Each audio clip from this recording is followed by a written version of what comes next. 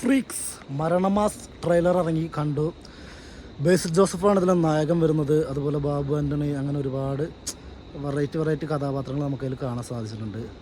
അത് ഈ ഒരു പടത്തിൻ്റെ ട്രെയിലർ കണ്ടപ്പോൾ എനിക്ക് പേഴ്സണലായിട്ട് ഫീൽ ചെയ്തിട്ടുള്ള കാര്യം, പടം ഒരു ഫാൻറ്റസി മൂവിയാണ്. ഒരുപാട് ഫൺ മൊമെൻറ്റ്സ് അതിൽ നമുക്ക് കാണാൻ സാധിക്കും.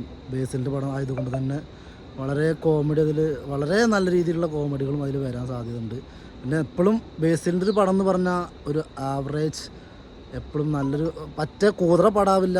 എപ്പോഴും നമ്മളൊരു ഹോപ്പുണ്ട്. ബേസിലിൻ്റെ പടമാണ് എന്തായാലും അത്യാവശ്യം മോശമില്ലാത്തൊരു സിനിമയായി മാറും എന്നാണ് എനിക്ക് പേഴ്സണലായിട്ട് എനിക്ക് ട്രെയിലർ കണ്ടപ്പോൾ തോന്നിയത്. വളരെ എൻഗേജിങ് ആയി, കോമഡി ഉണ്ട്. ഒരു പേഴ്സണലി എന്താ തോന്നിയത്? എനിക്കെന്ന് പറഞ്ഞാൽ സംഭവം ബേസിൽ ജോസഫ് പറഞ്ഞു കഴിഞ്ഞാൽ ആളൊരു പുലിയാണ്. അതേപോലെ ഇപ്പോൾ ഇറങ്ങുന്നത് മിന്നൽ മുരളി എന്നുള്ളൊരു മൂവിയുടെ ഒരു ലെവലിലാണ്, അതേപോലെ ടച്ച്. അതേപോലെ തന്നെ അവൻ്റെ മൂവി എന്ന് പറഞ്ഞു കഴിഞ്ഞാൽ ഈ കുടുംബ പ്രേക്ഷകർക്ക് കാണാൻ പറ്റിയൊരു പടമാണ്. അതായത് ഇപ്പോൾ പറഞ്ഞത് നമ്മുടെ പണ്ട് ദിലീപാണെങ്കിൽ ഇപ്പോൾ ആ ഒരു സ്ഥാനത്തോട്ട് ദിലീപിൻ്റെ അത്ര വരില്ലെങ്കിലും ഇനി ടൈം കിടക്കില്ലേ. അപ്പോൾ അതുപോലെ ഒരു മിനി ജനപ്രിയ നായകനായി മാറിക്കൊണ്ടിരിക്കുകയാണ് നമ്മുടെ ബേസിൽ ജോസഫ്. പറഞ്ഞ പോലെ അതല്ല എനിക്ക് പറയാനുള്ളത്. അല്ല, അത് കുഴപ്പമില്ല.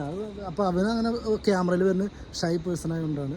അപ്പോൾ എന്തായാലും ബാക്കിൻ്റെ സിനിമ വിജയിക്കോ ഇല്ലയോ എന്നുള്ളതൊക്കെ നമുക്കിനി പടം ഇറങ്ങിയാൽ തന്നെ പറയാൻ പറ്റില്ല. അപ്പോൾ അതൊക്കെ കാത്തിരിക്കാം.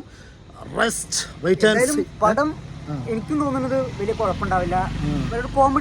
കോമഡിയാണ് അവൻ്റെ ഫുൾ പടത്തിൽ. അതേപോലെ കുടുംബ പ്രശ്നത്തിൽ ഫാമിലി ആയിട്ട് പോയി കാണാൻ പറ്റിയ നല്ലൊരു മൂവിയാവും എപ്പോഴും.